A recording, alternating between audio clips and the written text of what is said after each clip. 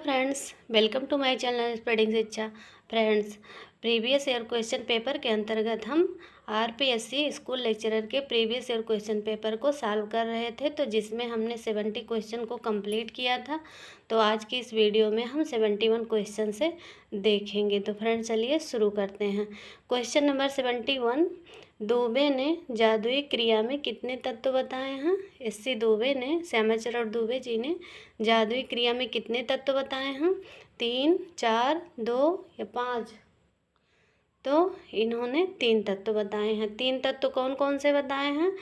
तो इन्होंने, पहले हम देख लेते हैं मैजिक किसे कहते हैं।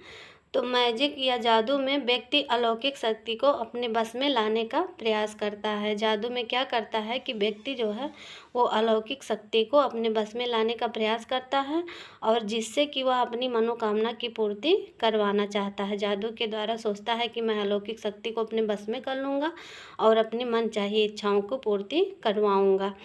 और जादू टोना जो है ये आदिम समाज द्वारा किया जाता था। जो प्रिमिटिव सोसाइटी थी तो उसके द्वारा जादू टोना की ज़्यादा वो थी, मान्यता थी, उनके द्वारा किया जाता था। लेकिन वर्तमान में भी इसका काफ़ी प्रचलन है। ऐसा नहीं है कि अब जादू टोना का प्रचलन ख़त्म हो गया, अब भी ये पाया जाता है। तो एस.सी.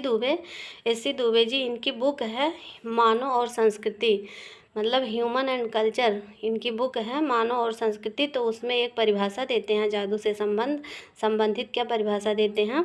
ये कहते हैं कि उस शक्ति विशेष को जादू कहते हैं जिससे अतिमानवीय या अलौकिक जगत पर नियंत्रण किया जा सके तथा उसकी क्रियाओं को इच्छा अनुसार अच्छे व बुरे, शुभ व अशुभ उपयोग में लाया जा सके। तो ऐसी परिभाषा ये जादू के बारे में एस.सी. दुबे जी अपनी पुस्तक मानव और संस्कृति में देते हैं कि उस शक्ति विशेष को जादू कहते हैं जिसे अतिमानवीय या अलौकिक जगत पर नियंत्रण किया जा सके तथा उसकी क्रियाओं को इच्छा अनुसार अच्छे व बुरे, शुभ व अशुभ उपयोग में लाया जा सके।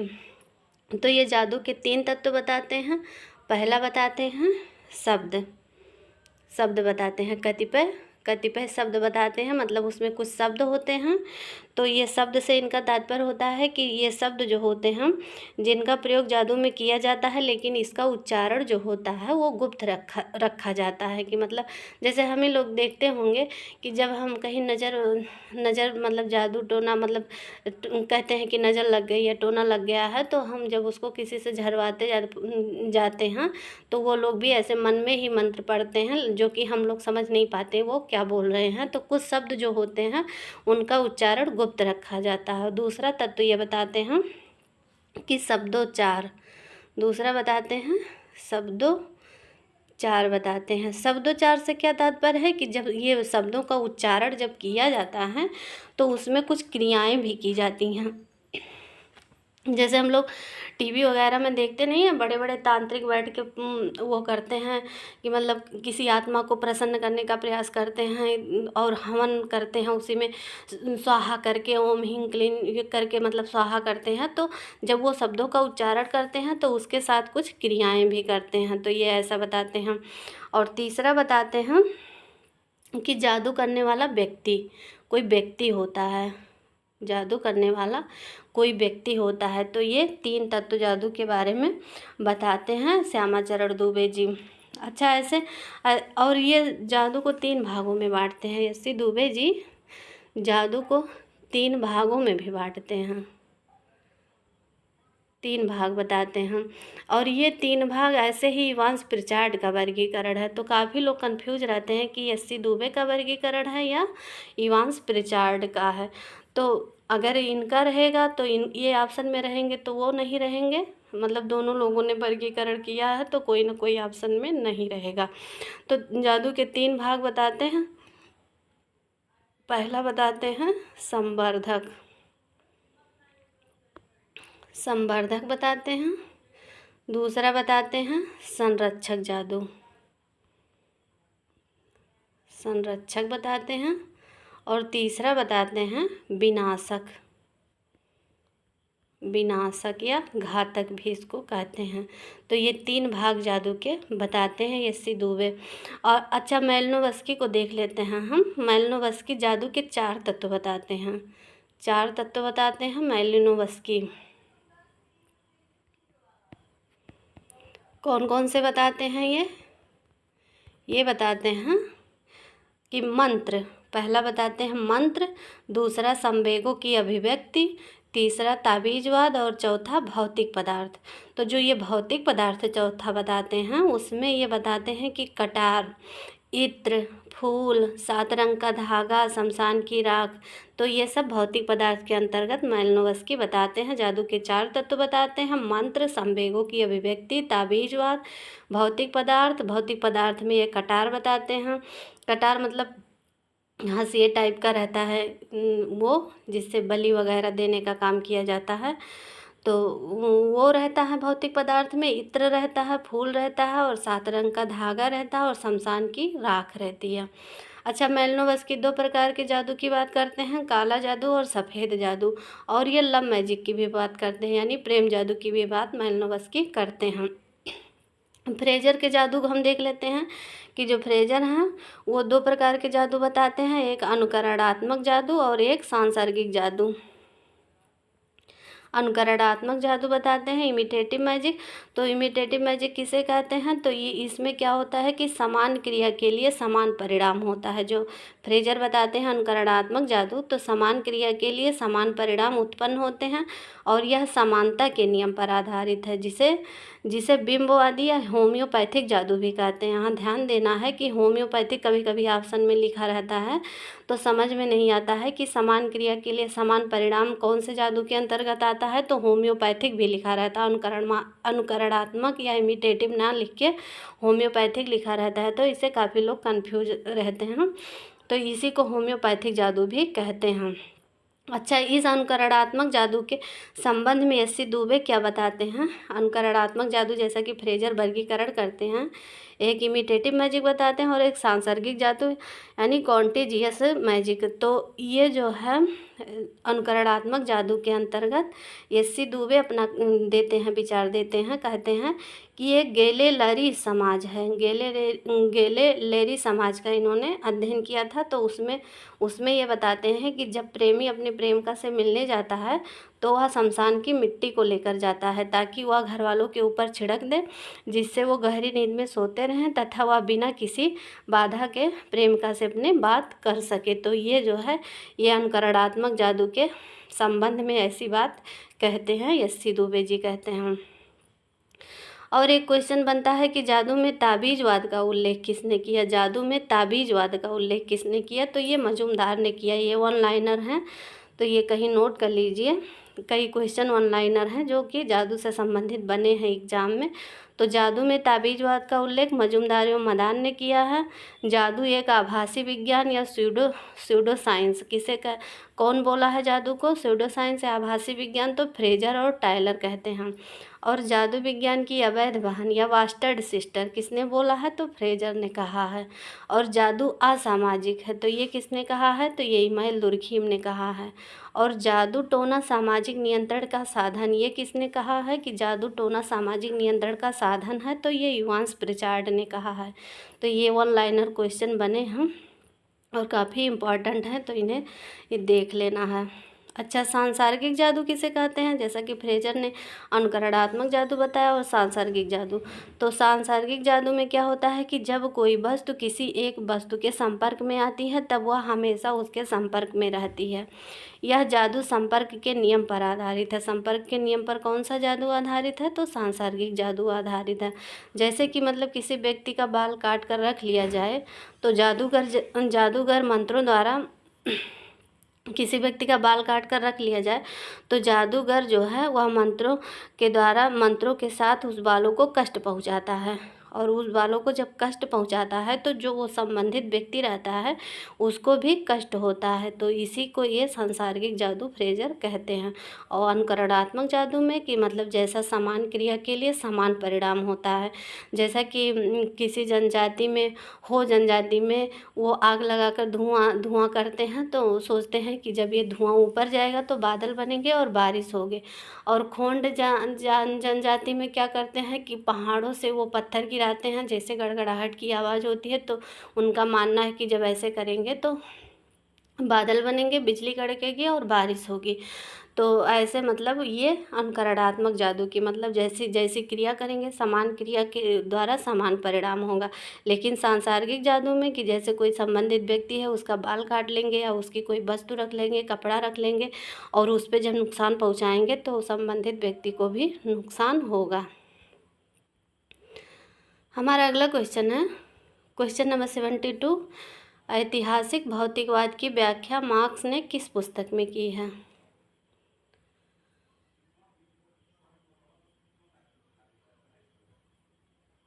ऐतिहासिक भौतिकवाद की व्याख्या मार्क्स ने किस पुस्तक में की है? तो हमारा आंसर है द जर्मन आइडियोलॉजी में।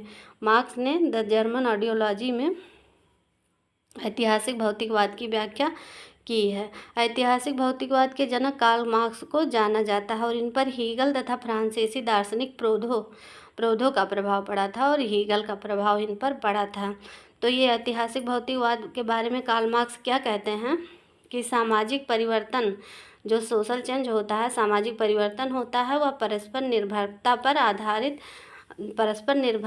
आधारित है और संबंधों के संघर्ष का परिणाम है। परस्पर निर्भरता पर जो आधारित संबंध होते हैं तो उनके संघर्ष का परिणाम है जो समाज में हमेशा जिससे कि समाज में हमेशा द्वंद्व होता है और उसके केंद्र में विचार ना होकर भौतिक पदार्थ है। इनका कहना है कि जैसा हीगल कहते हैं कि विचारों में जब द्वंद्व होता है तो उसका वाद प्रतिवाद संवाद बनता है, लेकिन इनका कहना है कि सामाजिक परिवर्तन परस्पर निर्भरता पर आधारित संबंधों के संघर्ष का परिणाम है जो समाज में हमेशा द्वंद्व होता है और उसके केंद्र में विचार ना होकर भौतिक पदार्थ हैं। तो जो भौतिक पदार्थ हैं इसे ही मार्क्स द्वंद्वात्मक भौतिकवाद कहते हैं। और ये क्या कहते हैं कि मार्क्स कहते हैं कि पदार्थ जो है यानी भौतिक तत्व जो है भौतिक तत्व निर्धारित करते हैं कि चेतना विचार का स्वरूप क्या होगा, ना कि चेतना भौतिक तत्व को। इनका कहना है कि जो ये पदार्थ होते हैं जो भौतिक तत्व होते हैं वो निर्धारित करते हैं कि विचार का स्वरूप क्या होगा। जो व्यक्ति का विचार होता है, चेतना होती है, तो वो कैसी होगी, क्या होगी, वो भौतिक पदार्थ निर्धारित करते हैं, ना कि चेतना भौतिक तत्व को। मतलब जो विचार होते हैं वो भौतिक तत्व को निर्धारित नहीं करते हैं बल्कि भौतिक तत्व चेतना को निर्धारित करते हैं। और ये हीगल से प्रभावित थे पर उनके सिद्धांत को संशोधित करते हैं। वो इनके हीगल से तो प्रभावित थे लेकिन उनके सिद्धांत को संशोधित करते हुए कहते हैं कि हीगल सर के बल खड़े थे, उन्हें हमने पैरों के बल खड़ा किया। तो ये स्टेटमेंट काफ़ी बार क्वेश्चन में पूछा गया है। तो ये मार्क्स कहते हैं हीगल को। और ये मार्क्स क्या कहते हैं, ये भी क्वेश्चन बना है कि विचार अस्तित्व का निर्धारण नहीं करते बल्कि अस्तित्व चेतना या विचार का निर्धारण करती है। विचारों को नहीं मानते हैं, जैसा कि हीगल विचारों को मानते हैं लेकिन ये कार्ल मार्क्स जो है वो विचारों को नहीं मानते हैं और कहते हैं कि विचार अस्तित्व का निर्धारण नहीं करते बल्कि अस्तित्व चेतना का निर्धारण करते हैं। तो ये कार्ल मार्क्स कहते हैं। और ये कहते हैं कार्ल मार्क्स कहते हैं कि स्वयं मस्तिष्क शरीर की उपज है, ना कि शरीर मस्तिष्क की। अर्थात वस्तुएं जो हैं वो चेतना का निर्धारण करती हैं। इनका कहना है कि वस्तुएं चेतना का निर्धारण करती हैं। और मार्क्स जो है हीगल के विचारात्मक द्वंद्वात्मक की प्रतिक्रिया में ऐतिहासिक भौतिकवाद का सिद्धांत प्रस्तुत करते हैं। मार्क्स जो है वो हीगल ने जो विचारों में द्वंद्व की बात करते हैं तो उसकी प्रतिक्रिया में ऐतिहासिक भौतिकवाद यानी कि हिस्टोरिकल मटेरियलिज्म का सिद्धांत प्रस्तुत करते हैं। और ये कहते हैं कि जब जब समाज की भौतिक अवस्था में परिवर्तन होता है तब तब इतिहास बदलता है। इनका कहना है कि जब भौतिक पदार्थों में परिवर्तन होता है तब इतिहास बदलता है। और इन्होंने यूरोपीय समाज का अध्ययन किया था तथा पाया कि उद्विकासीय रूप में यूरोपीय समाज अब तक 4 चरणों से गुजरा है। तो ये 4 चरणों का क्रम भी नेट के एग्जाम में अक्सर पूछता रहता है, तो उसमें क्रम से लगाना रहता है। तो ये 4 चरण बताते हैं: आदिम समाज, दासत्व या प्राचीन समाज, सामंतवादी समाज और पूंजीवादी समाज। तो ये 4 चरणों की बात करते हैं। और ये ऑनलाइनर स्टेटमेंट हैं, थोड़ा हम देख लेते हैं क्योंकि इनसे भी क्वेश्चन बनते हैं। तो चेतनाओं का द्वंद्व की बात कौन करता है, तो ये हीगल करते हैं। और भौतिक तत्वों का द्वंद्व तो ये कार्ल मार्क्स करते हैं। और द्वैध चेतना यानी डुअल कॉन्शियसनेस तो ये एंटोनियो ग्राम्सी कहते हैं। और चेतना का सिद्धांत ये लुकास का है। लुकास को हम लोगों ने पढ़ा होगा 9 मार्क्सवादियों में, इनको पढ़ा है। तो ये जो है चेतना का सिद्धांत देते हैं। तो लुकास के बारे में हम देख लेते हैं, क्योंकि अभी हम देखेंगे कि स्टेटमेंट इनका कार्ल मार्क्स से मिलता जुलता है। तो लुकास जो है वो हंगरी के साम्यवादी आंदोलन के सक्रिय कार्यकर्ता हैं। हंगरी के साम्यवादी आंदोलन के सक्रिय कार्यकर्ता हैं, जिनका जन्म बुडापेस्ट में हुआ था। और लुकास जो हैं वो मार्क्स के द्वंद्वात्मक भौतिकवाद के स्थान पर चेतना का सिद्धांत दिया। जैसा कि कार्ल मार्क्स जो हैं हीगल के द्वंद्ववाद विचारों के द्वंद्ववाद के स्थान पर ऐतिहासिक भौतिकवाद का सिद्धांत देते हैं, तो कार्ल मार्क्स के द्वंद्वात्मक भौतिकवाद के स्थान पर चेतना का सिद्धांत लुकास देते हैं। और लुकास क्या कहते हैं कि भौतिक वस्तुओं में जो द्वंद्व दिखाई देता है वह वस्तुतः मानवीय चेतना में अंतर्निहित है। ये कहते हैं लुकास कि भौतिक वस्तुओं में जो द्वंद्व दिखाई देता है वह वस्तुतः मानवीय चेतना में अंतर्निहित है। और लुकास एक स्टेटमेंट देते हैं कि मार्क्स सिर के बल खड़ा था, मैंने उन्हें पैरों के बल खड़ा कर दिया। तो जैसे ये हीगल के बारे में कार्ल मार्क्स कहते हैं कि हीगल सिर के बल खड़ा था और मैंने पैरों के बल खड़ा किया, तो वैसे लुकास मार्क्स को कहते हैं। तो यहाँ मतलब ये ध्यान दे दीजिएगा, क्योंकि ये काफ़ी कन्फ्यूजिंग है, बहुत लोग नहीं जान पाते हैं। तो लुकास कहते हैं कि मार्क्स सिर के बल खड़ा था, मैंने उन्हें पैरों के बल खड़ा किया। और लुकास जो है ये मूर्तिकरण की अवधारणा इन्होंने दी है, रेटिफिकेशन की कॉन्सेप्ट इन्होंने लुकास ने दिया है। तो ये काफ़ी इम्पॉर्टेंट कुछ अवधारणाएँ हैं जिनको हमें ध्यान देना है। तो अगला क्वेश्चन है 73, लोक नगरीय सातत्य की अवधारणा किसने दी है? फोक अर्बन कंटिन्यूम का कॉन्सेप्ट किसका है? तो रॉबर्ट रेडफील्ड का है। रॉबर्ट रेडफील्ड ने कई सारी अवधारणाएं दी हैं, तो उनको भी हम जान लेते हैं। जैसे कि नगरीय सातत्य की अवधारणा सर्वप्रथम सोरोकिन और ज़िमरमैन ने सर्वप्रथम दिया था, लेकिन उसको परिष्कृत रूप रॉबर्ट रेडफील्ड ने दिया था। तो ये जो है रॉबर्ट रेडफील्ड अमेरिकी सांस्कृतिक मानवशास्त्री हैं, जिन्हें ग्रामीण समाजशास्त्र का जनक कहा जाता है।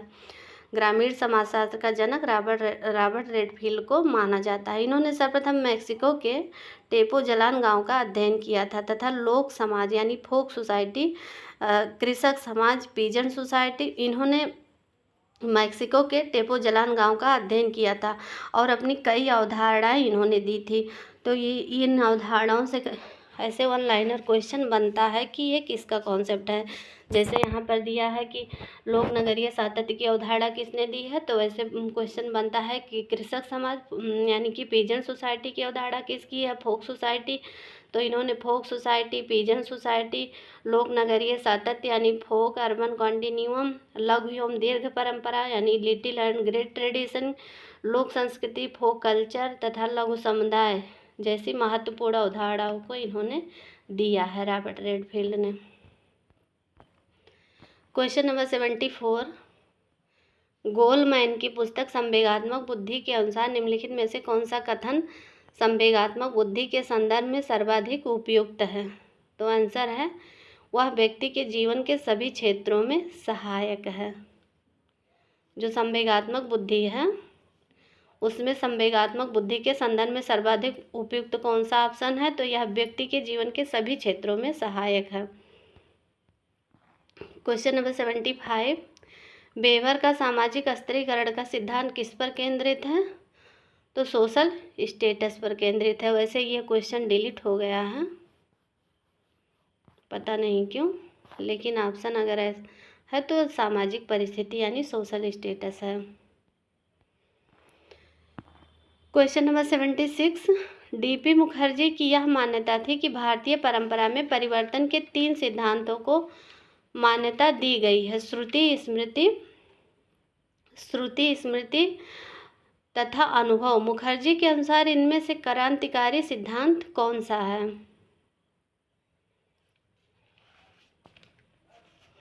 हमारा आंसर है ऑप्शन नंबर फर्स्ट, अनुभव।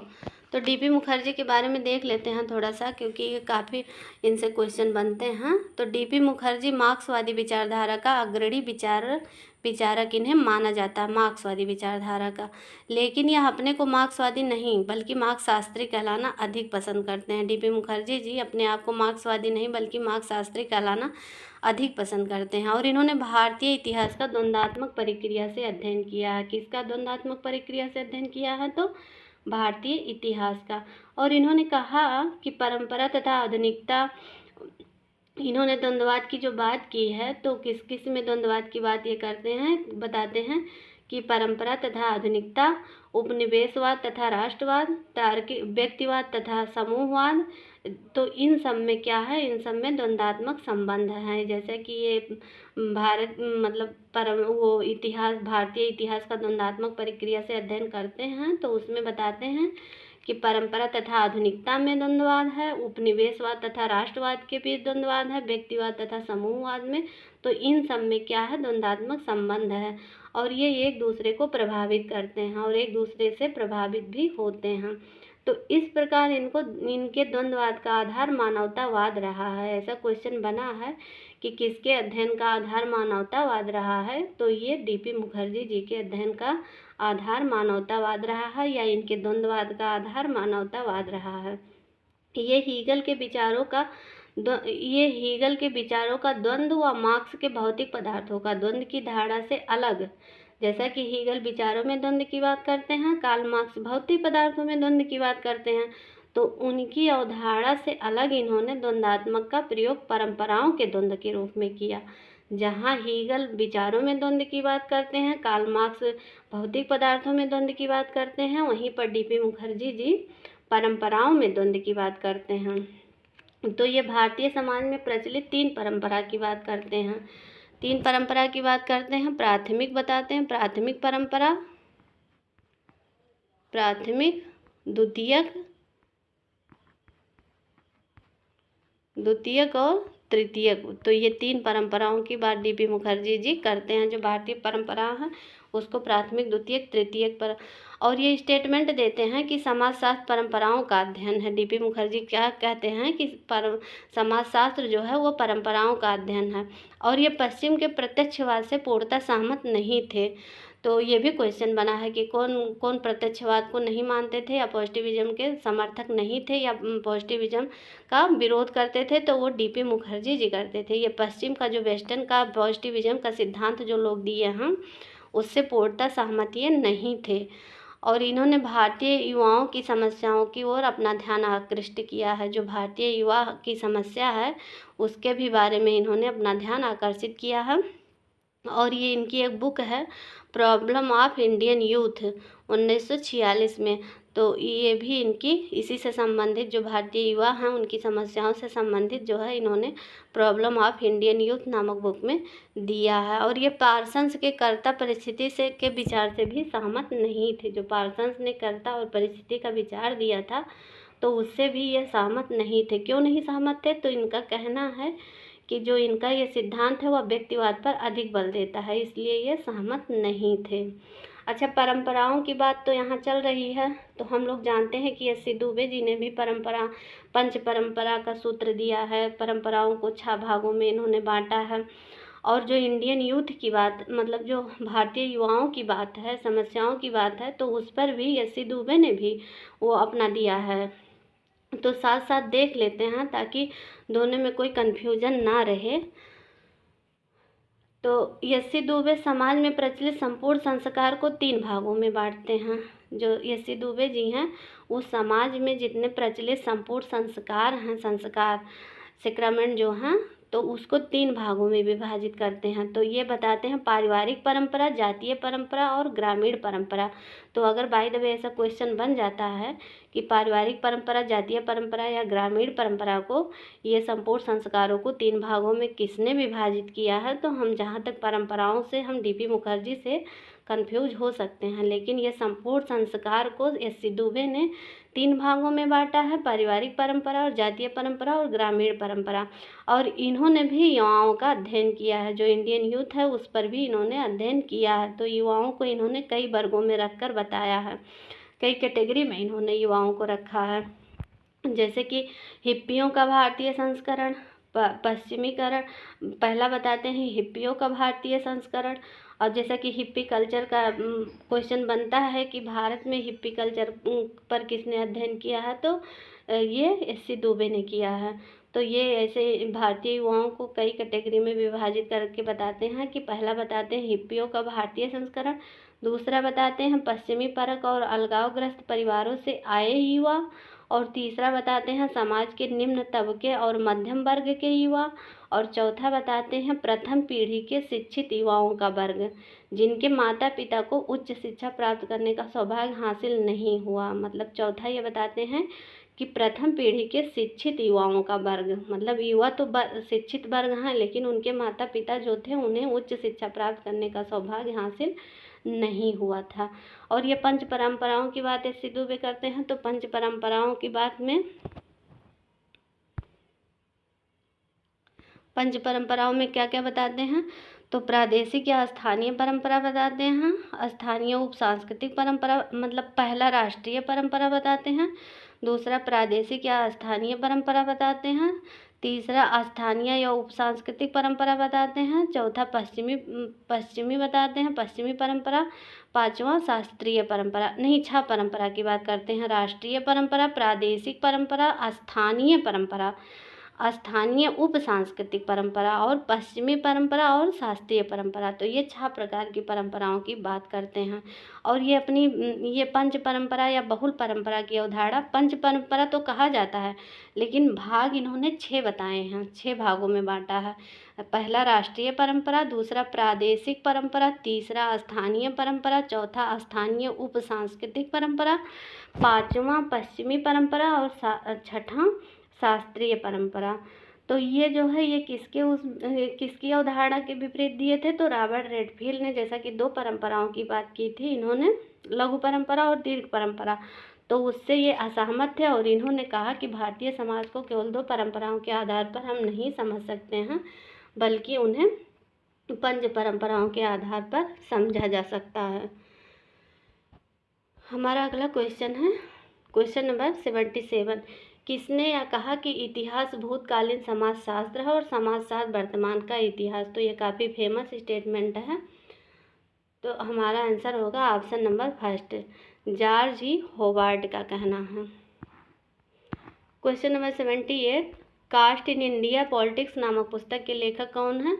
तो ये तो क्वेश्चन इतना फेमस है कि मतलब हर एग्जाम में, नेट के एग्जाम में तो अधिकतर बनता रहता है। तो रजनी कोठारी जो हैं वो इसके लेखिका हैं।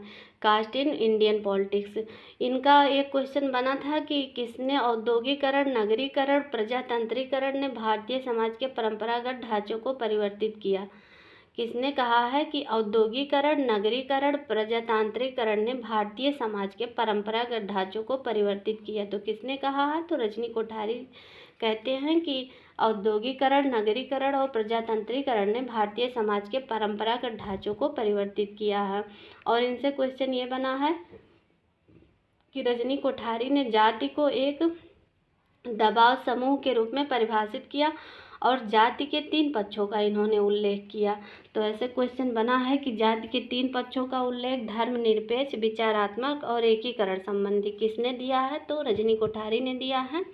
इन्होंने जाति को एक दबाव समूह के रूप में परिभाषित किया, जो प्रेशर ग्रुप हम लोग पढ़ते होंगे, प्रेशर ग्रुप।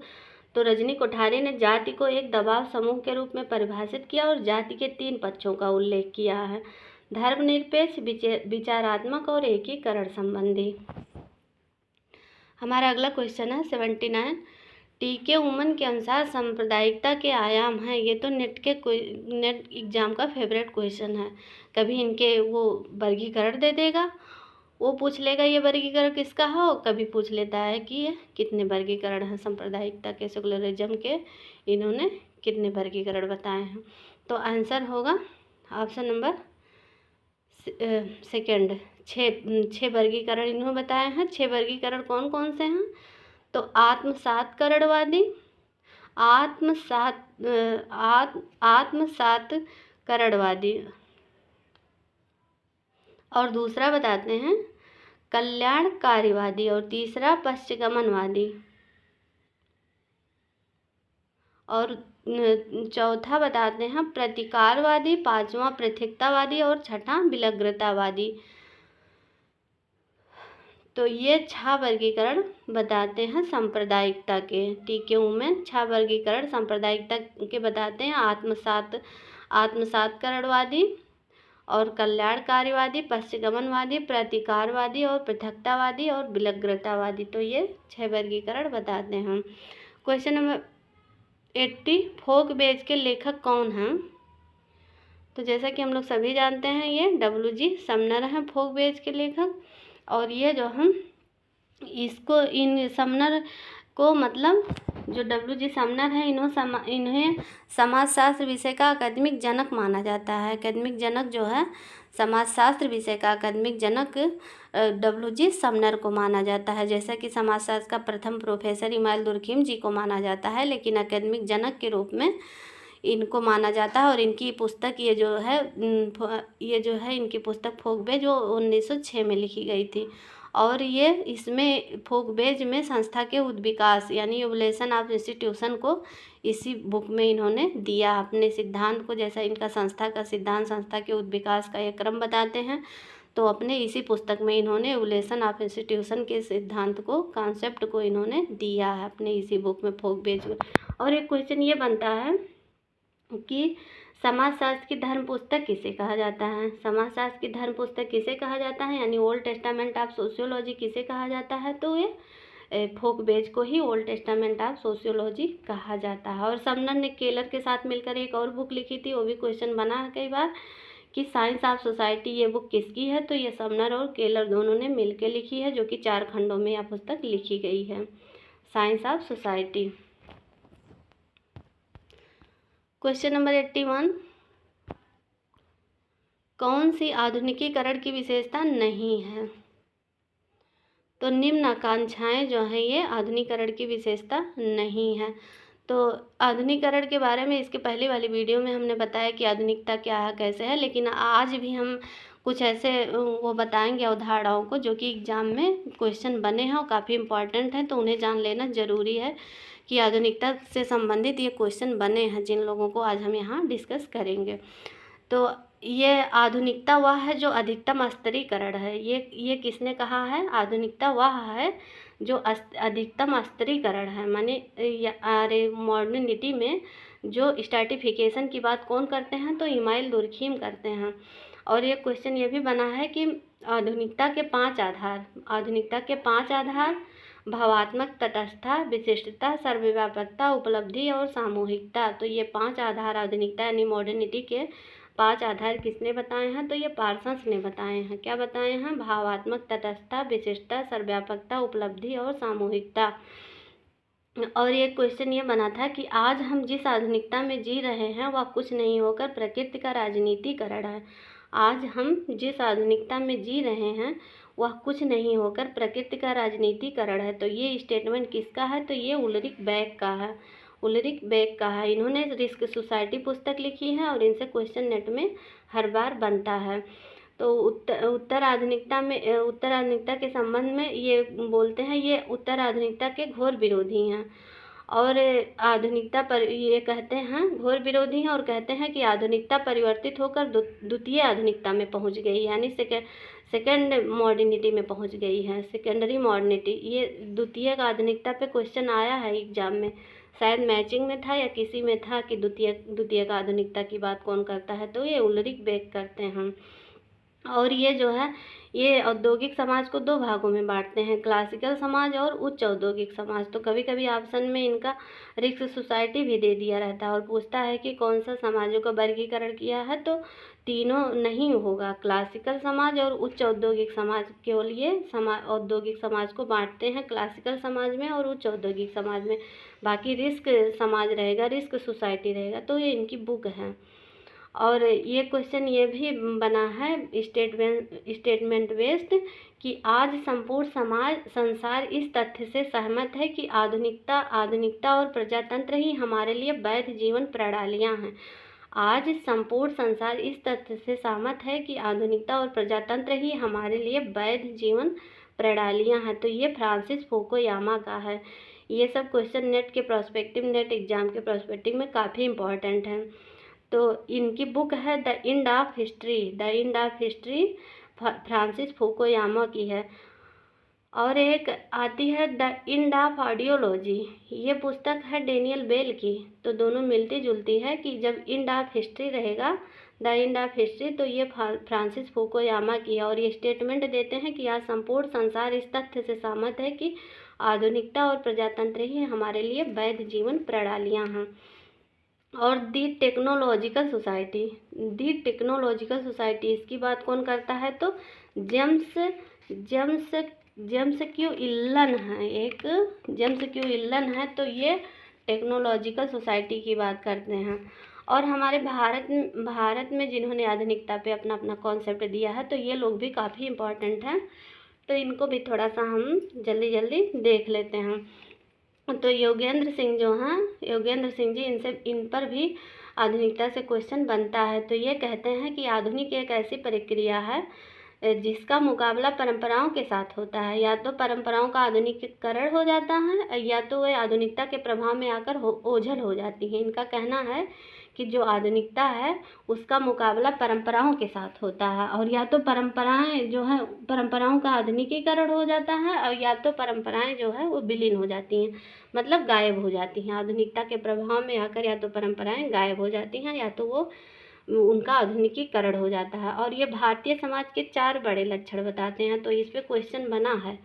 इसका ये दे दिया जाता है कि सोपानिका, सोपानिका मतलब हायरार्की, और एकीकृतता यानी होलिज्म, और निरंतरता कंटिन्यूटी, और अनुभवातीता। तो ये 4 क्रम पूछ लिया जाता है कि ये 4 क्रम किसने बताए हैं? तो योगेंद्र सिंह ने बताए हैं। सोपानिकता, एकीकृतता, निरंतरता और अनुभवातीता। तो ये 4 क्रम जो हैं भारतीय समाज के 4 बड़े लक्षण बताते हैं योगेंद्र सिंह जी। और नेट दिसंबर 2023 में एक क्वेश्चन बना था कि जिस प्रकार आधुनिकीकरण न समाज की समतावादी व्यवस्था को बिगाड़ कर रहा है, जिस प्रकार आधुनिकीकरण ने समाज की समतावादी व्यवस्था को बिगाड़ किया है, बिगाड़ मतलब कुछ होता होगा इंग्लिश में, हमें नहीं पता यहाँ पे कि, तो बिगाड़ किया है, उसी प्रकार आज आधुनिकीकरण औद्योगिक समाज को बिगाड़ कर रहा है। तो ये स्टेटमेंट आया था नेट एग्जाम दिसंबर 2023 में। तो ये किसका है? उल्रिच बेक ने ये बोला है कि जिस प्रकार आधुनिकीकरण ने समाज की समतावादी व्यवस्था को बिगाड़ किया है, मतलब बिगाड़ मतलब यही होता होगा कि मतलब खराब कर दिया है, रद्द कर दिया है, या जो भी होता होगा। तो उसी प्रकार आज आधुनिकीकरण भी औद्योगिक समाज को बिगाड़ कर रहा है। तो ये स्टेटमेंट उल्रिच बेक का है, जो कि नेट दिसंबर का जो नेट एग्जाम हुआ था 2023 का, तो उसमें ये क्वेश्चन बना है। और ये क्वेश्चन ये भी बना है कि आधुनिकता का बहुत बड़ा लक्षण नैतिकता का अभाव है। ये झिगमंड बॉमेन ने कहा है, आधुनिकता का बहुत बड़ा लक्षण नैतिकता का अभाव है। नैतिकता का अभाव की बात कौन करते हैं आधुनिकता में? तो झिगमंड बॉमेन करते हैं। और ये क्वेश्चन ये भी बनता है कि आधुनिकता बहुआयामी है। बहुआयामी है तो ये गिडिंग्स कहते हैं।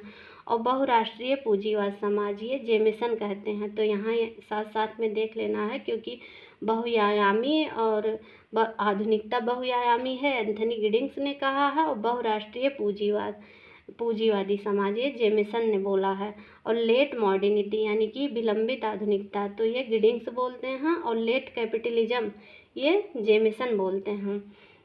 यानी कि विलंबित पूंजीवाद की बात कौन करता है? जब पूंजीवाद रहेगा, विलंबित पूंजीवाद यानी लेट कैपिटलिज्म, तो जेमिसन है, पूंजीवाद रहेगा, यहाँ ध्यान देना है। और लेट मॉडर्निटी जब रहेगा यानी विलंबित आधुनिकता, तो एंथनी गिडिंग्स ने बोला है। तो इसको साथ साथ हम इसीलिए रखे हैं कि ताकि कोई कन्फ्यूजन ना रहे। और भारत में आधुनिकीकरण की प्रक्रिया में 4 बाधाएं बताते हैं एस.सी. दुबे। भारत में आधुनिकीकरण की प्रक्रिया में 4 बाधाएं एस.सी. दुबे जी बताते हैं। तो कौन कौन सी बाधाएं बताते हैं? विचारात्मक बाधाएं, अभिप्रेरणात्मक बाधाएं, संस्थात्मक बाधाएं और संगठनात्मक बाधाएं। तो ये एस.सी. दुबे बताते हैं। तो फ्रेंड्स, इसी के साथ आज की वीडियो को हम समाप्त करते हैं। वीडियो आप लोगों को विशेष देखने की ज़रूरत नहीं है, बस आप कहीं पर जैसे कोई काम कर रहे हैं या महिलाएं हैं किचन में खाना वगैरह बना रही हैं, तो बस आप स्टार्ट करके वहाँ पे रख दीजिए। आपको देखने की ज़रूरत नहीं है, बस आप बस सुनते रहिए और अपना काम करते रहिए, तो काफ़ी कॉन्सेप्ट आपको याद हो जाएंगे, क्लियर हो जाएंगे। तो फ्रेंड्स, वीडियो हमारी पसंद आती है तो वीडियो को लाइक करिए, शेयर करिए। चैनल पर नए हैं तो चैनल को ज़रूर सब्सक्राइब कर लीजिए।